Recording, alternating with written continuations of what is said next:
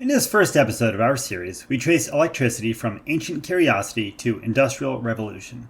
Discover how the Greeks unknowingly touched a fundamental force, the fierce 18th century rivalry that gave us the battery, and the brutal war of currents between Edison and Tesla that decided how our modern world would be powered. We explore the physics of electromagnetic induction and why the simple ability to change voltage determined the fate of nations.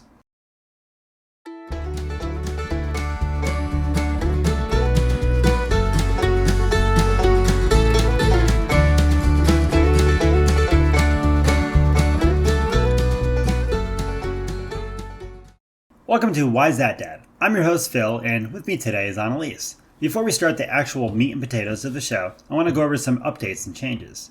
This podcast has been a lot of fun, and my kids and I have learned a lot and enjoyed sharing what we've learned in this audio adventure.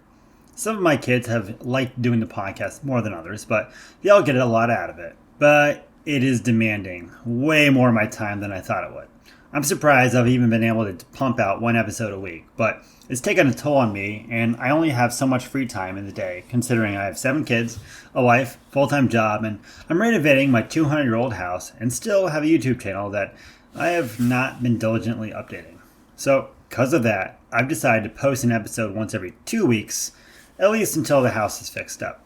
This house has been a real time suck, but it needs to get finished sooner than later. Now to the more philosophical side. I've learned a lot while researching the topics for this podcast, and if you've been listening, I think you've learned a lot too. The questions my kids pose are questions that many people have, but we rarely dig deeper than a simple answer. We may know something without ever really knowing the why of something. Everyone knows that grit covers a shingle, but I didn't realize its job was to prevent UV degradation. I knew that an oil sheen looked like a rainbow, but I didn't know that it was due to thin film interference, and what that even was. I hope this podcast has been something you and your kids can learn from. I think it really puts some wonder back into life. The world is truly amazing. And last note, even my answers are fairly shallow, so if you're listening to this with your kids and they are intrigued by what they hear, take them down to the local library or find an ebook and encourage them to read more on the subject. Okay, now to the topic at hand. Annalise, you ready? Yep. I'm really excited for this. What are your thoughts on the podcast so far? You seem to be the most excited to do this with me. I just like doing it with you. It feels like something special. Okay, now let's start the show for real. We're going to follow electricity on its incredible journey from the generation to consumption. We'll cover the physics as well as the history, and it all started with a simple observation. I was just staring into the toaster waiting for my bagel. The wires inside get that bright, angry orange, and you can feel the heat on your hands if you place them over the toaster slits. The toaster just plugs into the wall. So, how does the electricity from the wall become heat? I mean, we use electricity for everything. Lights, TV, motors, but it's invisible. It always seems kind of magical and dangerous. In fact, when I was really little, I was scared to put my fingers in the outlet because I was convinced tiny G.I. Joes lived in there and they would shoot my finger. G.I. Joe Defense Force, stationed in our wall plates. I have to say, that's a pretty creative reason to avoid a 120-volt shock. I'm glad you were cautious. Better than me. I did some pretty shocking things with electricity when I was a kid. Pun intended. Very clever, Dad. Electricity is a little mystifying to me. The same thing that makes the refrigerator cold also makes the toaster hot. How's that, Dad? To really answer your question, to understand what's happening in your toaster, we have to start at the very beginning. Our story starts not in a laboratory, but on the shores of the Mediterranean, over 2,600 years ago. The ancient Greek philosopher Thales of Miletus was playing with a piece of jewelry made from amber, which is called electron in Greek. This fossilized tree resin, when rubbed vigorously with a piece of fur, gained a strange, almost magical property. It could attract feathers, lift bits of straw, and if you brought it close to someone's head on a dry day, it would make their hair stand on end. Hey, we've done that with balloons. Makes my hair crazy. You've told me that's due to static electricity. Did this Thales guy walk around in socks and zap his kids with his finger too? Maybe, but he certainly did find out about the spark of electricity it gave. Imagine their perspective. They had no concept of atoms, electrons, or charge. For them, this was a mysterious property unique to amber itself, a kind of hidden life or spirit within a stone. The very word electricity is our inheritance from their confusion. For nearly 2 millennia, that's all it was. A philosophical curiosity, a parlor trick, a spark in the dark. The monumental leap from a momentary spark you can create to a steady, usable flow you can control wouldn't happen until the late 1700s when... Ben Franklin! Oh, I know this story. The key, the kite, the glass jar thingy. It had a name. Actually, it's not where I was going to go with this, but it is relevant to the story of electricity, and we still use some terms he coined. By the 1740s, people were masters of static electricity. They used friction machines and a device called the Leyden jar, a glass bottle that could store a huge static charge. The story you're thinking of is from 1752. The details are a little fuzzy on this, but Benjamin Franklin flew a kite in a storm, proving lightning was the same as static electricity. The key at the end of the string would have collected the charge, and a Leyden jar would store it. I don't want to minimize his contributions, but we're going to talk more about the Leyden jar. Picture a simple glass jar. Inside, it's lined with metal foil. Outside, it's also wrapped in metal foil. A metal rod with a chain touches the inner foil and sticks out the top. When you connect the outer foil to the ground and touch a static electricity generator, like a spinning glass ball you rub with your hands, to the rod, you store charge on it. The glass acts as an insulator, keeping the positive charge on the inner foil and the negative charge on the outer foil separated. Leyden jar demonstrations were incredibly dramatic. They'd use Leyden jars to make sparks jump gaps, ignite alcohol, and give whole lines of people holding hands a collective, painful jolt. It was a viral science sensation of the 18th century. So, it was the first battery? No, it was the first capacitor, and discharged electricity quickly. The Leyden jar was a scientific toy of sorts, not a power source. Think of it like this. It was a water balloon, not a water pump. You could fill it up with a single big splash of static charge, and zap, and then it was empty. It gave you a momentary, terrifying shock, but no continuous flow. It couldn't light a lamp or power a motor for more than an instant. It moved our philosophical understanding forward, but it was useless for doing steady work. And that's what brings us to the next story, about the first real battery, a word we got from Benjamin Franklin. And remarkably, it happened because of 2 colleagues who became scientific rivals, arguing over the twitching legs of a dead frog. What? A dead frog? Why's that, Dad? What does a frog have to do with electricity? In the 1780s in Bologna, Italy, an anatomist named Luigi Galvani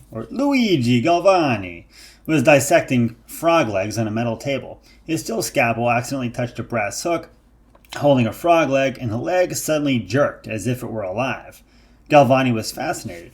He spent years experimenting, convinced he'd discovered animal electricity, a vital fluid or life force inherent to living tissues, which he thought was stored in the muscles like a battery. He published his findings, and they caused a sensation across Europe. One of the most captivated readers was his colleague, the physicist Alessandro Volta. At first, Volta was supportive, but as he repeated the experiments, doubt crept in.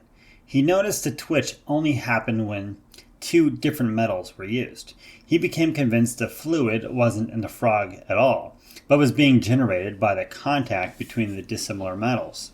The frog, he argued, was merely a sensitive detector, a biological moist conductor showing that electricity was present. Or maybe it was a zombie frog. A zombie frog? Yeah, it could happen. The undead frog. Sounds like this Luigi guy should have destroyed the frog's brain. It's the only surefire way to neutralize a zombie. That's not why the frog's legs moved, though. It was due to electricity. Anyways, their correspondence grew heated. It was a classic clash of disciplines. The biologist, Galvani, seeing evidence of life's special nature, and the physicist, Volta, seeking universal, non-biological explanation. To prove his point, Volta performed a brilliant, definitive experiment. He got rid of the frog altogether. In 1800, he stacked alternating discs of zinc and silver, later copper, separating them with pieces of cardboard soaked in salt water. This stack, which he called the voltaic pile, produced a continuous, steady flow of electricity, with the zinc losing electrons, the anode, and the copper gaining them, the cathode, when connected in a circuit, providing a continuous flow of electrons. No animal parts required. When he connected wires to the top and the bottom of the pile, he could produce sparks, heat wires, and even decompose water into hydrogen and oxygen. He had invented the world's first true battery. This minimized Galvani's work, though. So the frog was just a soggy meter? That's kind of sad for Galvani. It is. Tragically, he died in 1798, just before Volta's definitive triumph. But Volta, in a gracious move, always called his discovery galvanism in honor of his rival. History proved they were both partially right. Volta was correct that the electricity in that specific experiment came from the metals, but Galvani's core intuition that living things are inherently electrical was profoundly correct. Our nerves, our brains, our hearts all operate on bioelectricity. We just didn't understand it yet. Volta won the immediate argument and renamed the unit of electrical push, or pressure, the volt, after him. His pile opened the floodgates. For the first time, scientists had a reliable, controllable source of electricity to study. It was the dawn of a new age. That's why Volta's 1800 experiment was a real revolution compared to the Leyden jar. When he built his pile of zinc, copper, and brine, he wasn't creating a better spark. He was inventing something entirely new. The first device that produced a continuous, steady electrical current. It was weak, a gentle trickle compared to the Leyden jar's splash, but it didn't stop. It was the first water pump for electricity, so to say. This trickle of current, not the spectacular spark, is what allowed the next century of science. It let people like Sir Humphrey Davy discover new elements by passing current through chemicals, and it gave Michael Faraday the tool he needed to discover electromagnetic induction. The pile turned electricity from a curiosity into a controllable force. And now, I can't get the image of electrified frogs off my mind. I heard they taste like chicken. I'd bet they go well with barbecue sauce. Or ranch. Ranch goes well with anything. French fries, chicken tendies, on rice, on burritos, salads. Like pizza. Ani? On broccoli. Ani? By itself. I could drink this. Ani? Oh, sorry. Anyways, a stack of wet metal discs can't power our house. It would have to be as big as the house. Where does the huge amount of push for a whole city come from? I don't see voltaic piles feeding the meter. Why is that, Dad? That push, the kind that powers civilizations, comes from perhaps the most elegant and important discovery in the history of technology. It was made by a man who started life with a huge disadvantage. Michael Faraday.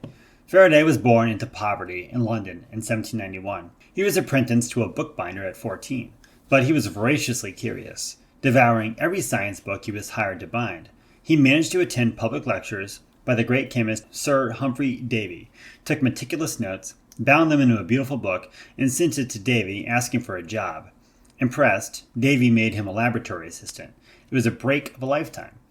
By 1831, Faraday was running his own experiments. He was fascinated by the connection between electricity and magnetism, which had been recently discovered. For years, he tried to get electricity from magnetism. He had placed magnets near wires, but nothing happened. The breakthrough came when he realized the key wasn't proximity, but change. I can't really imagine someone placing magnets near wires for years with nothing happening. What did he do?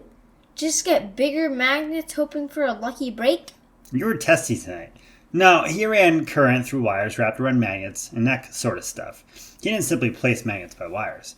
But for his big discovery, he took a donut-shaped iron ring and wound two separate coils of insulated wire around it.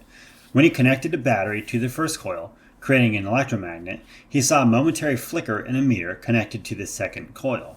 The flicker only happened at the moment he connected or disconnected the battery. The moment the magnetic field was changing.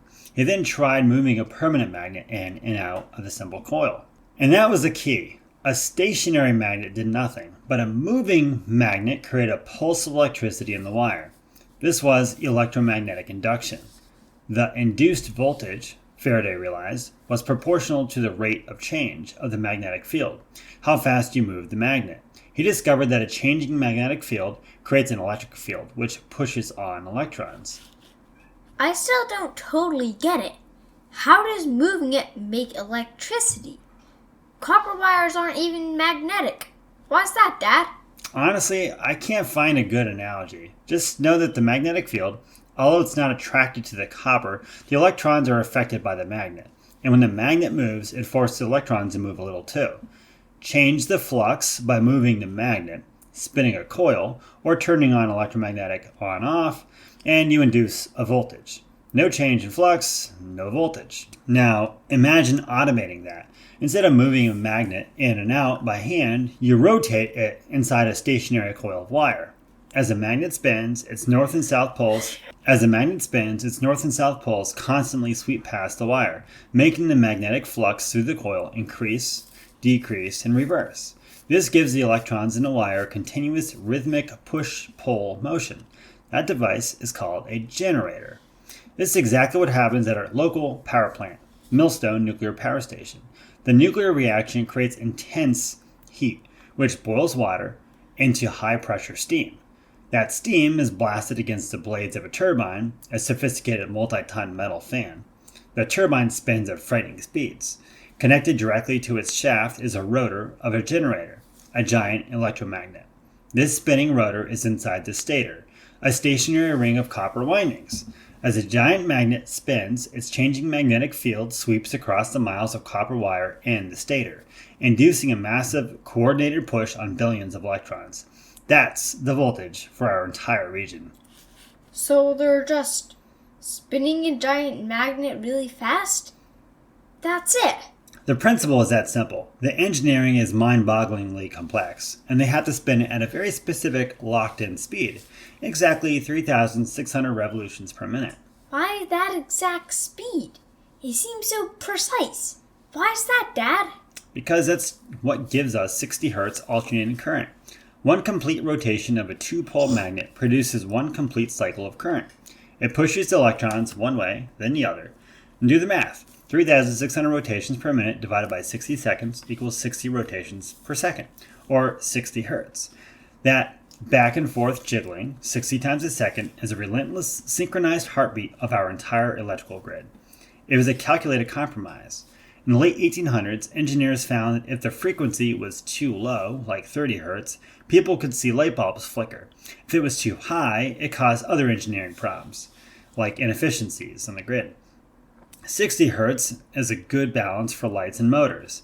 In Europe, they standardized on 50 Hz. Once these massive systems were built, we were locked in. Okay, so the plant makes electrons jiggle back and forth 60 times a second. But if the plant is 50 miles away, how did the jiggles get here? Wouldn't they lose their oomph? Fade out in wires? That's the multi-billion-dollar question that sparked an industrial war. To understand the answer, we need the single best tool for understanding electricity, the water hose analogy. This will explain the core concepts that the war was fought over. Imagine that electricity flowing in a wire is like water flowing through a garden hose. First, you need pressure to make the water flow.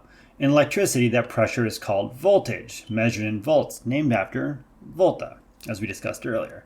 Think of voltage as how hard the water is being pushed. A tiny battery might be 1.5 volts, a gentle trickle. The outlet in your wall is 120 volts, a steady, strong push. The power plant generates electricity at thousands of volts, a fire hose of pressure. Second, you have the amount of water coming out. That's the flow rate. In electricity, that flow is called current, measured in amperes or amps. A narrow stream has low current. A wide open fire hose has high current.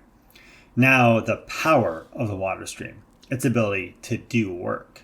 Like turning a water wheel or knocking you over, depends on both pressure and flow. A high-pressure jet from a tiny nozzle can have power. A huge, slow-moving river also has immense power. In electricity, power, which is measured in watts, is voltage multiplied by current. So power equals volts times current. Got it.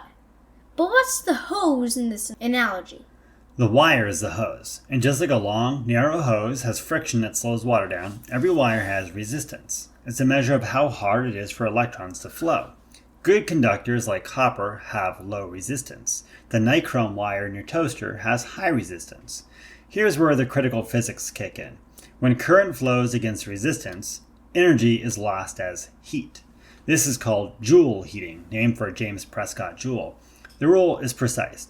The heat loss equals the current squared times the resistance. Squared means multiplying by itself, right? So if the current goes up a little, the heat goes up a lot. Exactly. If you double the current, the heat loss doesn't double, it quadruples.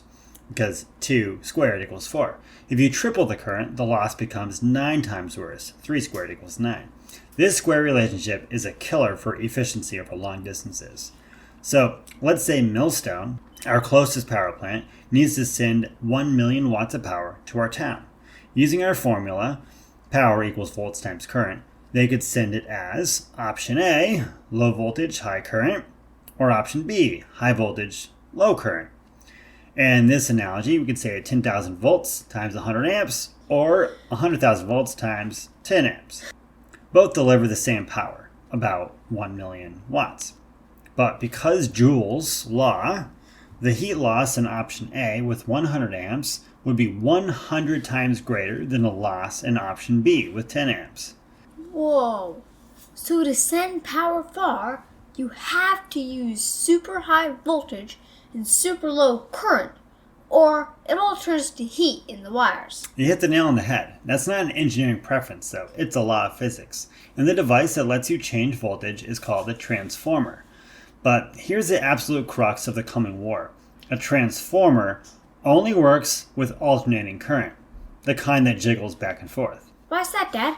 Why can't a transformer change the voltage of a steady one-way flow? Because a transformer operates on Faraday's principle of induction. It needs a changing magnetic field. A simple transformer is 2 coils of wire wrapped around the same iron core. You run alternating current into your primary coil. The jiggling current creates a constantly changing magnetic field in the iron. This changing field then induces a voltage in the secondary coil. The ratio of turns between the coils determines if the voltage is stepped up or down. If you feed steady, direct current into the primary coil, you create a steady magnetic field. But a steady field does not induce a voltage in the secondary coil. It just sits there. You might as well be using a brick. A transformer with DC is an inert lump of metal and wire. So by the 1880s, the stage was set for conflict. The physics dictated that long-distance power transmission required high voltage, which required transformers, which required alternating current. 2 men with 2 radically different visions now entered the ring. In one corner, Thomas Alva Edison, America's most famous inventor, the Wizard of Menlo Park. He had built his empire on direct current. His Pearl Street station in Manhattan, opened in 1882, was the world's first commercial power plant. Direct current was simple, worked well with his incandescent light bulbs, and he understood it. But DC's fatal flaw was now apparent. Without easy voltage transformation, it was shackled to a 1-mile radius from the power plant. His vision of electrification meant a smoky, coal-burning generating station in every neighborhood. In the other corner, Nikola Tesla, a brilliant, visionary Serbian immigrant who had briefly and frustratingly worked for Edison. Tesla understood the physics deeply and championed alternating current and the polyphase motor. He knew that with transformers, AC could be stepped up to hundreds of thousands of volts, sent hundreds of miles with minimal loss, and then stepped down for safe use. It was the only scalable solution for a continent. Edison, a fierce businessman, didn't try to improve his system to compete. He launched a campaign to terrorize the public about AC. He coined the term the executioner's current. He hired a former employee, Harold P. Brown, to stage gruesome public demonstrations. They electrocuted stray dogs, cats, and calves with AC. In a horrific 1903 spectacle, they electrocuted a rogue service elephant named Topsy at Coney Island, using AC supplied by Edison's rivals. He even secretly funded and advised on the development of the first electric chair for the state of New York, ensuring it used Westinghouse AC generators to forever link AC with death in the public mind. That's horrible. and really dishonest. It wasn't about safety, it was about his business. Keep this in mind when thinking of modern scientific technological discussions. Sometimes it's not the science, it's business. It was a vicious, fear-based propaganda war. But Tesla found his champion in George Westinghouse, a savvy and wealthy industrialist who owned the key patents for AC transformers. The decisive battle was the 1893 World's Columbian Exposition in Chicago, the World's Fair. Westinghouse underbid Edison drastically and won the contract to light the entire White City. Edison, confident his DC system was superior, had refused to lower his bid. On May 1st, 1893, President Grover Cleveland pressed a button. Instantly, over 100,000 of Tesla's new, more efficient AC lamps illuminated the fairgrounds. It was a dazzlingly undeniable spectacle of progress, safety, and reliability. The public was captivated. The victory was total and symbolic. The final coup de grace came a year later. The Niagara Falls Power Company chose Westinghouse and Tesla's AC system to harness the mighty falls. In 1896, giant AC generators began sending power 25 miles to Buffalo, New York, proving beyond a doubt that AC could power industry and cities. The war was over. Tesla's alternating current had won, not through propaganda, but because the physics was irrefutable. Okay, so the winning AC electricity stepped up, traveled, stepped down, comes into our house at 120 volts, 60 times a second. How does that make my toaster hot? Why's that, Dad? Finally, we return to your bagel. You and food, honey. The curly wire inside your toaster is made of a special metal alloy like nichrome, nickel chromium. It's chosen for one key property, very high resistance. Remember our water hose? Imagine taking that high pressure, low current stream and forcing it through an extremely narrow, clogged section of hose. The water would be turbulent, crash into the walls, and generate a lot of heat and noise. Friction and noise. That's exactly what happens. The AC electrons, jiggling relentlessly at 60 Hz, are forced through this high-resistance nichrome's wire.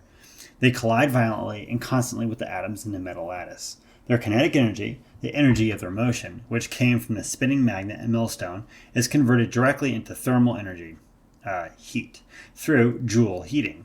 This time, it's not a wasteful loss, it's the entire purpose. The wire heats up to about 1500 degrees Fahrenheit, glowing that bright orange, and irradiates that infrared heat directly onto your bread, or your bagel. So your morning toast is the endpoint of an epic journey. From an ancient Greek's amber necklace, through a bitter Italian rivalry over frog legs, through a Faraday's spinning magnet, through a brutal American business war fought over transformer physics, across 50 miles of high voltage cable, and finally into a coiled wire in your kitchen, where the energy of motion becomes the energy of heat. Let's see what's stuck from the first chapter of our great epic story. I'm getting tired. I know, it's getting late. I think it's trivia time. If you know the answer, post them in the comments section and call your best friend and let them know what you've learned. If you don't know the answer, I don't know why you've listened to this whole thing. Okay, let's get started. What two materials did Alessandro Volta alternate in his first battery, the voltaic pile? The voltaic pile. In the water hose analogy of voltage is like water pressure, what electrical quantity is like the amount or flow rate of water?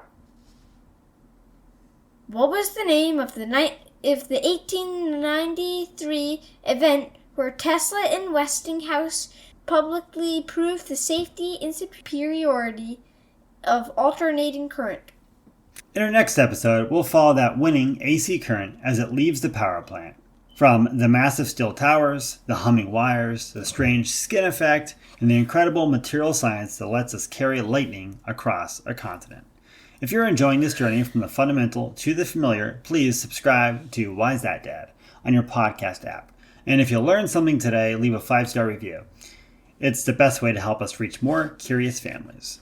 And don't forget to visit our YouTube channel, Contemplative Chaos. Although we've been a little slow lately at making new videos, but we're trying to do one like tomorrow. Bye everyone. Keep asking why. See you next time. God bless. Dad, why do we have to go to bed? Because you need rest. Maybe I'll make another podcast episode out of that, huh?